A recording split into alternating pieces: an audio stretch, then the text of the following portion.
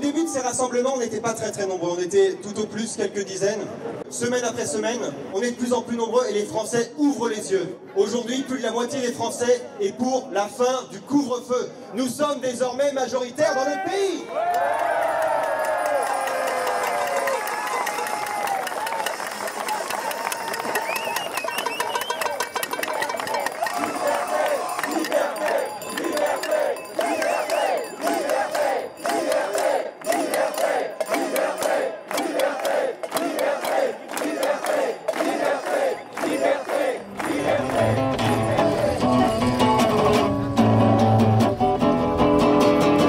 J'avais pas vu Mirza, nanana. J'avais pas vu Mirza, nanana. J'avais pas vu Mirza. Je suis Sandrine Bessonnier, la référente des Hautes-Alpes, et donc Monsieur Véran, la montagne est en colère. La montagne en a marre, elle souffre de vos mesures. Elle veut vivre, elle ne veut pas mourir. Ses habitants souffrent de vos mesures liberticides. Elle meurt sous les coups de votre coronafolie. N'entendez-vous pas sa détresse? N'avez-vous pas entendu quand le 10 janvier, les commerçants de Serre-Chevalier ont bravé avec le soutien des élus locaux vos horribles couvre-feu? Oui, excusez-moi, c'est un petit lapsus. Ne l'avez-vous pas entendu quand à Risoul, les commerçants exploitants de la station de ski vous ont prouvé par A plus B qu'il était totalement possible de rouvrir les stations tout en respectant les règles de distanciation sociale? Ne l'avez-vous pas entendu? Les restos qui sont à la frontière italienne pleurent. Pourquoi ils pleurent? Parce que les clients vont de l'autre côté, en Italie où tout est ouvert, tous les restos sont ouverts. Les saisonniers sont obligés d'aller dans les associations caritatives pour manger. Votre collègue, Madame Borne, demande aux stations d'embaucher, quitte à les mettre en chômage partiel. Mais les saisonniers veulent bosser, ils ne veulent pas de l'aumône. Et d'ailleurs, vos aides, mon maire se demande où elles sont vos aides. On les attend, mais on ne les voit pas. Alors, Monsieur Véran, écoutez-moi. C'est comme ainsi que vous traitez, enfin plutôt que vous maltraitez la ruralité si chère à Monsieur Castex. Alors laissez-nous vivre, laissez-nous travailler et rendez-nous notre liberté.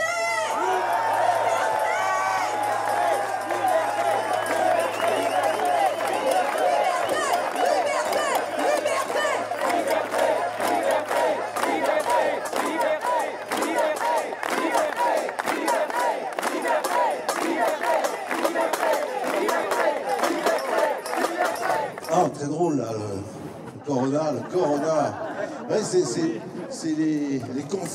les confinolats de la corona-folie. Alors qu'on nous a abreuvé depuis des années de discrimination positive.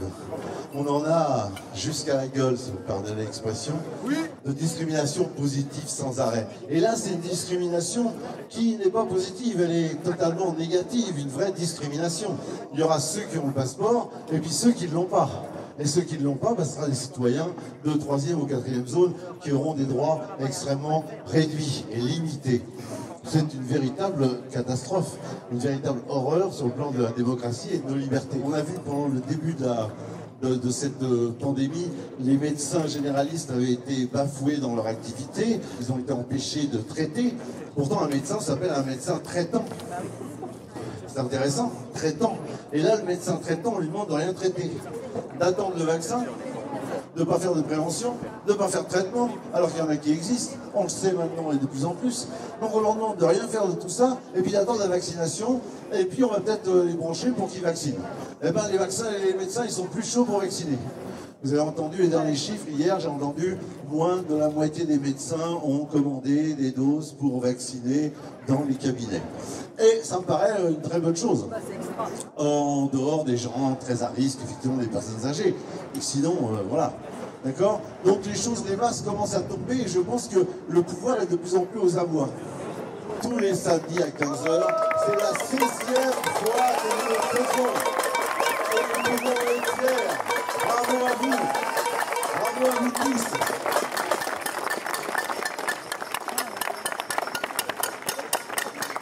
Alors, génial. C'est le cri du cœur. On en a besoin aujourd'hui.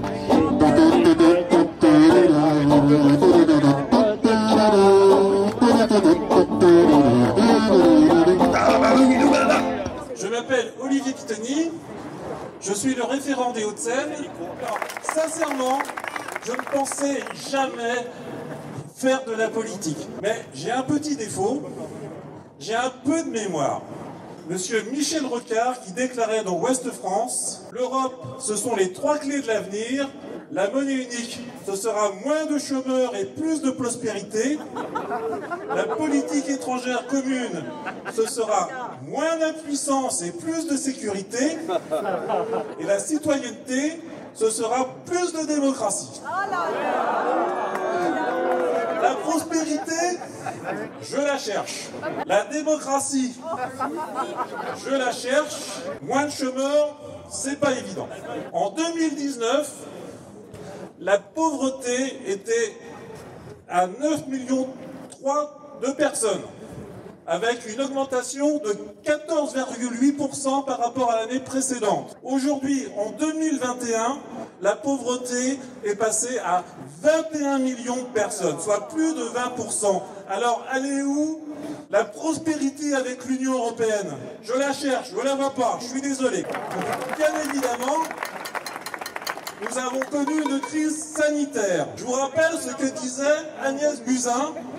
Le système sanitaire français est bien préparé. Avez-vous l'impression que ça a été bien préparé? Agnès Buzyn a démissionné de son poste pour remplacer M. Griveaux à la candidature de la ville de Paris. Elle s'en sort assez bien et elle n'aura, si on continue comme ça, aucun compte à régler. Et aujourd'hui, qu'est-ce qu'on voit? Une population qui est tétanisée à l'idée de sortir sans masque. Il faut en sortir de cette tyrannie sanitaire.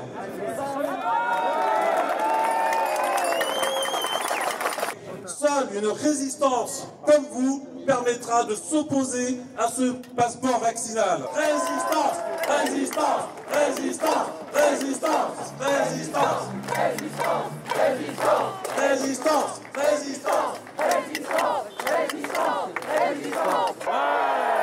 Est-ce que vous avez envie de vous faire entendre?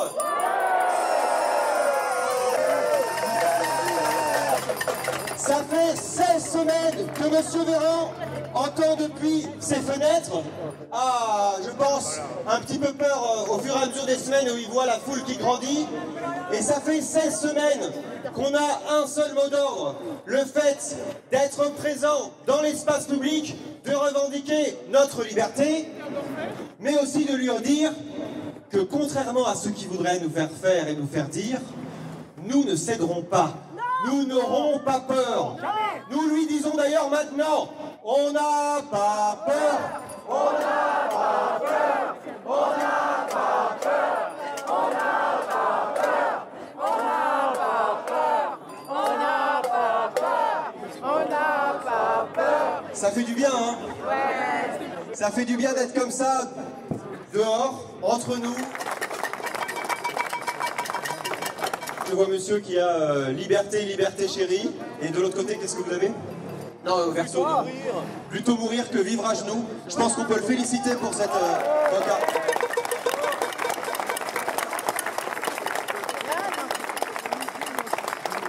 Il y a aussi tous les bénévoles et tous ceux qui ne sont pas forcément adhérents aux Patriotes et qui sont là semaine après semaine.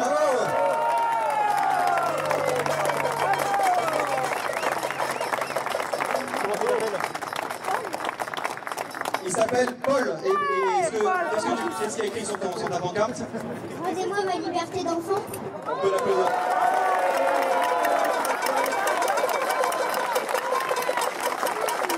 Pour Paul, hip hip hip. Hip hip hip. Hip hip hip. Bravo. Et c'était pas prévu, hein, c'est pas quelque chose d'orchestré, mais je suis très content d'avoir eu Paul avec Paul sur ce banc ici. D'ailleurs, on n'en parle pas assez, mais effectivement, les premiers touchés par cette crise, malheureusement, sont souvent les jeunes, et y compris les très jeunes. Des enfants, dès qu'ils sont à peine en âge de lire, qui doivent avoir en permanence un masque sur le visage, qui ne peuvent pas voir leurs camarades de classe, qui ne peuvent pas voir leurs amis, qui ne peuvent pas faire d'anniversaire à plus de 6 en comptant les parents. On veut nous faire de nous des gens isolés, des gens tristes. Vous avez tous vu ces files de jeunes, d'étudiants qui font la queue pour avoir une aide alimentaire. Est-ce que c'est ça la France qu'on veut? Et ça, c'est absolument honteux. Et nous pouvons dire à Véran et à Macron que nous sommes contre ça et nous pouvons largement les huer. Je vous prie d'applaudir Florian Philippot.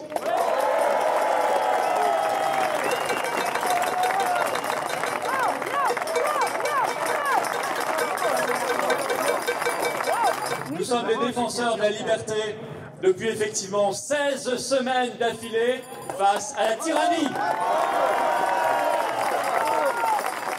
Nous sommes dans cette tyrannie que nous ne connaissons que trop bien ici. Cette tyrannie à multiples visages et nous défendons ici la liberté du peuple français face à la tyrannie covidiste. Nous avons fêté un anniversaire, à mon avis vous ne le savez pas. Le 17 février, cela faisait 5 mois consécutifs que nous étions soit en confinement, soit en couvre-feu. 5 mois de vie volée par le pouvoir et par ces gens-là. Nous n'avons pas l'intention de fêter le 6e, le 7e, le 8e mois d'emprisonnement. Nous n'avons qu'une seule ambition, libérer le peuple français. Le thème particulier de ce rassemblement, c'est de dire non au passeport vaccinal. Nous avons à ce sujet lancé une pétition nationale sur le site des Patriotes. Pour ceux qui ne l'ont pas encore signé ou pas relayé, c'est extrêmement important de le faire. Mais je me rappelle quand on a lancé cette pétition, c'était le 2 décembre dernier. J'en parlais alors sur un plateau de télé, j'avais Martin Blachier à côté de moi. Mais à l'époque, quand j'avais parlé de ce passeport sanitaire, il avait levé les yeux au ciel et il avait glissé le mot magique. Vous savez, le laser paralysant. Complotisme. 19 jours plus tard, le 21 décembre, nous découvrions éberlué sur le site de l'Assemblée nationale le projet de loi Castex qui créait le passeport sanitaire en France. Le complotisme était devenu sombre réalité. Victor Hugo disait « La liberté commence là où l'ignorance finit ». En entretenant l'ignorance, ils nous volent notre liberté. Et ils empêchent les Français de se lever pour leur liberté. Bravo. L'ignorance, c'est de faire croire que, d'abord, ce vaccin aurait une efficacité redoutable, alors qu'ils disent eux-mêmes que sur un nombre de plus en plus considérable de variants, ça ne marche pas. Alors qu'est-ce qu'il va falloir faire? Se faire piquer toutes les 3 semaines par un nouveau vaccin? Et refaire son passeport à chaque fois? Pour aller au restaurant, pour aller travailler, pour aller au cinéma, pour aller voyager, pour prendre le train? C'est une discrimination légale. C'est la fin du secret médical. C'est créer une différence entre les gens dans leurs droits les plus élémentaires, les plus basiques, selon ce qu'ils font de leur santé, selon qu'ils acceptent ou pas de se faire injecter un produit dans le corps, ce qui relève de l'intime. Vous voyez bien que nous mettons le doigt dans un engrenage non seulement dangereux, mais fondamentalement inhumain, infernal, diabolique. Nous ne voulons pas de cette société de zombies, cette société plastifiée, masquée, QR-codisée, distanciée, testée, vaccinée, passeport sanitarisé, plexiglasisé, déshumanisé, rivotrilisé et macronisé. Nous sortirons Macron comme nous sortirons de l'Union européenne. Brexit. Comme nous retrouverons notre liberté de peuple, de nation et d'individus libres et dignes.